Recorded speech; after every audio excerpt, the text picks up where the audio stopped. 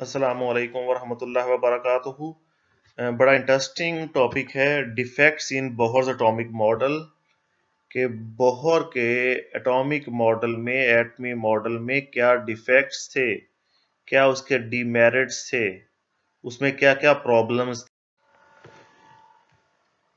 Bohr की जो theory है वो जस्ट ऐसे स्पीशीज, ऐसे एटम्स या आयंस को एक्सप्लेन करती है जिनमें जस्ट वन इलेक्ट्रॉन सिस्टम है। सिंपल सी बात है। पहला कि Bohr theory only explains the spectrum of one electron system.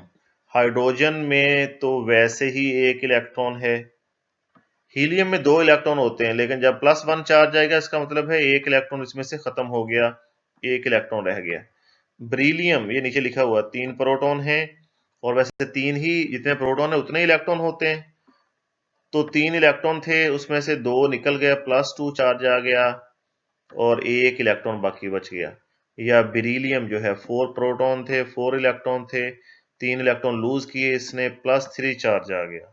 यानी कि हाइड्रोजन एटम और हीलियम +1, लिथियम +2 और बेरिलियम +3, ये ऐसी स्पीशीज हैं जिनमें एक इलेक्ट्रॉन है, और इन सब पे बोहर का एटॉमिक मॉडल अप्लाई होता है। इसका मतलब है बोहर का एटॉमिक मॉडल पार्शली और काफी हद तक ठीक था, but it does not explain the origin spectrum of multi-electron or poly-electron system like helium, lithium, beryllium, boron, carbon, nitrogen किसी और पे अप्लाई नहीं होता।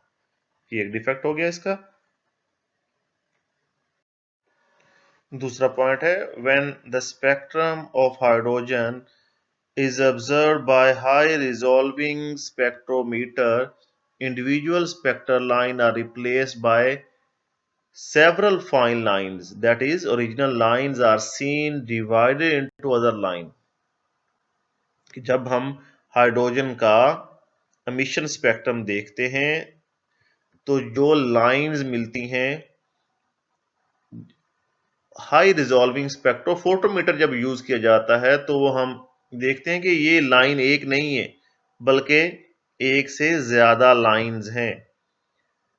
हाई रिजॉल्विंग स्पेक्ट्रोफोटोमीटर उसे रिजॉल्व करता है, उसे अलग अलग करके दिखाता है, यानी कि फाइन लाइंस में स्प्लिट हुई हुई है एक लाइन। एग्जाम्पल है H alpha line in Balmer series is found to consist of 5 component line. This is called as fine or multiple structure। ये एग्जाम्पल है। तीसरा है Bohr suggested circular orbits of electron around the nucleus, but his researches have shown that motion of electron is not in a single plane but takes place in three-dimensional space. Actually, the atomic model is not flat। Bohr कहता है कि orbit जो है वो circle की तरह है, दायरे की तरह है, लेकिन अभी जो रिसर्चेज हैं वो कहते हैं कि ऐसा नहीं है। ये फ्लैट मॉडल है पहले वाला, ये दूसरा है थ्री डायमेंशन है। थ्री डायमेंशन का मतलब है सिंगल प्लेन में नहीं है, स्फीयर है, जिस तरह फुटबॉल होता है, जिस तरह डोर होती है, डोर का पिन्ना जब हम डोर को लपेटते हैं कभी इधर कभी इधर, तो बेसिकली इलेक्ट्रॉन्स जो हैं उस डोर के पिन्ने की तरह जो है, जिस तरह वो मूव करते हैं, जिस तरह डोर मूव करती है हर डायरेक्शन में। थ्री डायमेंशनल है, फ्लैट नहीं है, चिपटा नहीं है, डिस्क की तरह नहीं है, सीडी की तरह नहीं है। तो ये भी डिफेक्ट। फोर्थ, ये डिफेक्ट जो है ये समटाइम शॉर्ट क्वेश्चन भी पूछ लिए जाते हैं एग्जाम्स में। Bohr theory does not explain the Zeeman और स्टार्क इफेक्ट। बोहर थ्योरी जो है जीमैन और स्टार्क इफेक्ट दोनों को एक्सप्लेन नहीं करती। ये होता क्या है? जीमैन इफेक्ट पहले देखते हैं कि जब हाइड्रोजन के एक स्पेक्ट्रम को हम मैग्नेटिक फील्ड में रखते हैं, पहले हमने बात की जब हम उसे रिजॉल्विंग स्पेक्ट्रोफोटोमीटर में देखते हैं तो लाइन स्प्लिट हुई नजर आती हैं, वो एक ड्रॉबैक हो गया। उसके बाद जब हम उस स्पेक्ट्रम को मैग्नेटिक फील्ड में रखते हैं, वो लाइन जो है वो फर्दर स्प्लिट हुई नजर आती हैं, इसे कहते हैं जीमैन इफेक्ट। ये देखें, ये एक स्पेक्ट्रम है, लाइन स्पेक्ट्रम, दो लाइन नजर आ रही हैं, यहाँ पे लिखा हुआ बी एक्सटर्नल, मैग्नेटिक फील्ड कोई नहीं है, तो 2 लाइन नजर आ रही है हमें। हमने बी एक्सटर्नल 0 नहीं है, मतलब हमने मैग्नेटिक फील्ड अप्लाई किया तो ये लाइन जो है हमें स्प्लिट नजर आ रही है। इस स्प्लिटिंग को कहते हैं जी मैन इफेक्ट। यहाँ पे लार्ज बी एक्सटर्नल, बी है मैग्नेटिक फील्ड, यहाँ पे मैग्नेटिक फील्ड और बड़ा कर दिया तो ये लाइंस जो हैं और ज्यादा क्लियर हो गई। तो मतलब बेसिकली ये जो एक लाइन है, ये जो हमें नजर आ रही है एक लाइन, ये एक लाइन नहीं है, ये बहुत सी ज्यादा लाइंस हैं। इसे कहते हैं जी मैन इफेक्ट। ये ऐसा है क्यों, रीजन क्या है, ये हम क्वांटम नंबर में देखेंगे।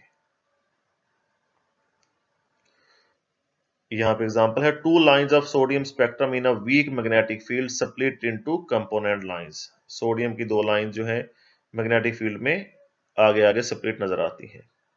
दूसरा Stark effect, when excited hydrogen atoms are placed in electric field.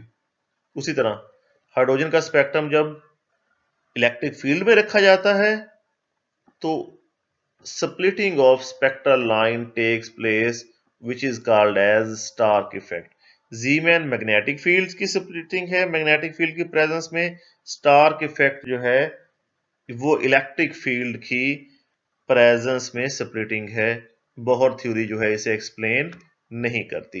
इन तीनों पॉइंट्स को, स्प्लिटिंग वाले तीनों पॉइंट्स को क्वांटम नंबर में हम बहुत डिटेल में उसकी रीजन देखेंगे कि क्यों ये स्प्लिटिंग जो है होती है।